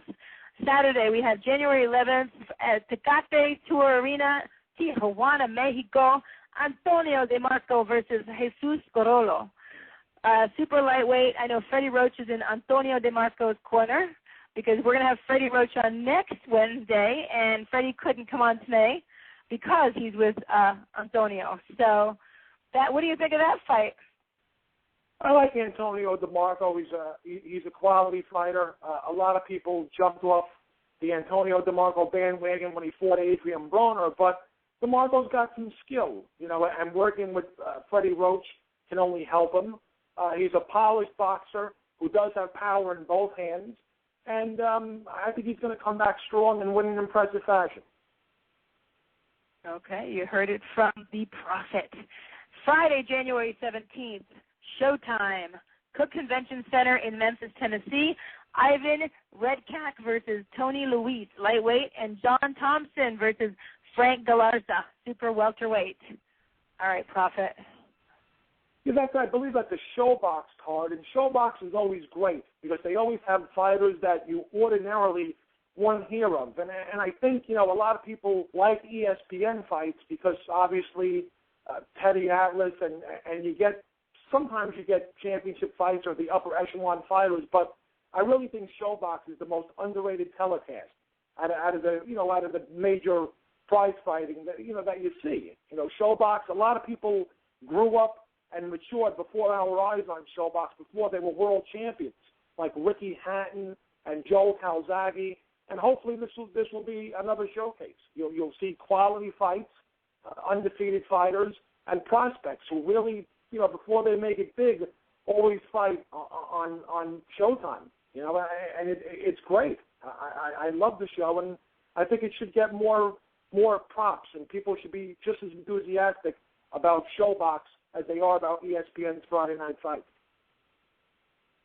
Yes, I mean, that's when you get to see the real grit, the real fighters coming up, and, not everything's a title fight, and you'll see some fantastic fights. So we're going to go to January 18th, just because we're going to go through this a little bit. HBO, Saturday, January 18th, Del Centre, Montreal, Quebec, Canada. Jean Pascal, as we know, we're going to have Roy Jones Jr. in the corner versus Lucien Boutet, light heavyweight. What do you think? Do you agree with Roy Jones Jr.? I kind of, with all due respect to Roy, I'm kind of leaning towards Lucien Boutet in this fight. I know that he lost to Carl Froch, and he didn't look too good in his rebound fight against Dennis Krejciev. But Pascal is a guy, even though he beat Chad Dawson, he lost and drew with Bernard Hopkins, even though I thought Bernard Hopkins beat him twice. The draw was close, but I thought B-Hop won both fights. If Lucien Boutet still has that spirit and still fights the way he's capable of fighting, I think he'll beat Pascal. He's technically a better fighter than Pascal. He's got good boxing ability, great foot movement, a great jab. Pascal doesn't jab often. Pascal's best bet is to lure Boutet in the trenches and make it a war. The question is, how much actually does both fighters have left? Is Pascal kind of, he has 2 victories after the Bernard Hopkins debacle, both over nondescript fighters, and Boutet hasn't really looked that good in a while. But all things being equal, I just think Boutet is the more talented fighter. He should win by a decision. The biggest fear for Boutet is because the fight's in Canada and they're both Canadian, Boutet might get caught up in a street fight, in a war with Pascal. If that's the case, Pascal could knock out Boutet. But if Boutet sticks to his game plan of boxing and showing off his tremendous jab, foot movement, and ring generalship, he should win an easy decision over Pascal, in my opinion. Okay, wow. So the Prophet is going against what Roy Jones said. We shall see what happens. Maybe you'll owe him a steak. What do you think, Prophet? Yeah. I made my New Year's resolution. It can't get any worse. Maybe I'm just better with even numbers. The number 13 is just unlucky to begin with. I want to start the year off on a positive note and say that things can only get better for the Prophet in 2014. I like even numbers. I'm an even number kind of guy. You're an even number. I like the number 13. And, being Jewish, Prophet, you should like it. That's lucky in the Jewish numerology. Did you know that? Yes, okay. But unfortunately, it's not a good number for my prognostications. So hopefully 14 will be better than 13 if you get my drift. Yeah, I get your drift. Okay, we're going to move on to same day, okay, because there's 3 fights that we're going to be televised on HBO. Eleider Alvarez versus Thomas Usyk. Hopefully I didn't pronounce that right. I hope I did pronounce it right. Light heavyweights. What do you think of these two? I don't know if that fight's going to come to fruition either, because from what I understand, Usyk, it's a tough name to pronounce. From my understanding, got into some sort of motorcycle accident, and I believe because of that, his promoter dropped him from the show. So I'm not really sure if that fight's going to come to fruition. I haven't heard of any replacement fight, but I do know that on that card we have Irish Mike Perez. Hold on. Wait. Prophet. You have to wait. I'm getting to that. You're supposed to be talking about the other fight. Okay, so you're moving on. So now, as I was going to introduce, because I have some more things to say about this next one. So, yes, Irish Mike Perez versus Carlos Takam, okay, heavyweights. Now, as we know, Mike Perez fought November 2nd against Magomed Abdulsalamov. Hopefully I pronounced that right. We know what happened to Mago, and they put him in a coma. He had to have the surgery. Now he's upstate, and he's in a rehab facility learning how to walk and talk again. Our prayers are with him. Mike Perez says he's dedicating his fight to Mago, so I think that's nice, and it'll be very interesting to see how Mike Perez fights. He says it hasn't affected him. He feels bad. He says prayers to the families and to Mago, but he says that his sparring is great and that he's unaffected. As we know, my coach, Ben Lear, will be there. Abel Sanchez is his coach. He's got a great team. All right, Prophet, now you can take it away. Yeah, I just love that name, Irish Mike Perez of Cuban descent. It doesn't get any better than that. But no. Yeah, he'll be in pretty tough. He's fighting a guy, Carlos Takam. Hopefully, I pronounced his last name correctly. Who, believe it or not, has the better resume than Perez. He holds victories over former champion Francis Botha and contenders, and the contender Michael Grant, who went on to face Lennox Lewis for the heavyweight championship of the world. So it won't be easy, but like you said, Christy, if Perez is there mentally and he doesn't let the Abdulmasor fight, affect him, he should win a fairly comfortable decision. But it will be an entertaining fight. Perez comes to fight, and, he was in a war in his last time, so there's no reason to think that this won't be a war as well. Yeah, he's quite the fighter, my God. And, yeah, with this other guy with his great record, it's going to be fantastic. I'm looking forward to watching it with Mike Perez and Carlos Takam. So we only have about a minute and a half. I can give you about 30 seconds to talk about whatever you want. Prophet, go ahead. It was just great having Roy Jones on the show tonight. He was one of my heroes growing up watching boxing. I've been watching boxing for a long time, since I was 10 years old. And, you grow up in the 80s and you watch guys like Muhammad Ali and Sugar Ray Leonard and Tommy Hearns and Marvin Hagler. Roy Jones is that generation's version of those guys. If you're younger than me, you grew up and you watched Roy Jones in the Olympics, the heartbreaking moment when they gave the decision to the South Korean fighter, and just watching him blossom into a fighter that won 4 world titles in 4 different weight classes and, was named by Ring Magazine, and rightly so, the best fighter of the decade in the 90s. And it was just really an honor and a pleasure to speak to him, and it's always an honor and a pleasure to, have this show with you. I just hope in 2014 you have more Freudian slip-ups and you call me your prophet instead of the boxing prophet. Okay. All right, my prophet. We'll see you later. I'm going to end the show now. This has been another great show, and we really enjoyed speaking to Roy Jones Jr. and Comanche Boy. I can't believe Roy rapped. It was so cool. We will be back next week on Wednesday, January 15th with Freddie Roach. That is going to be Hall of Fame coach Freddie Roach. That is going to be awesome. All right. Special thanks to Sue Fox of HotBoxingNews.com. Have a great week. See you next Wednesday at 4 p.m. Pacific, 7 p.m. Eastern. Bye-bye.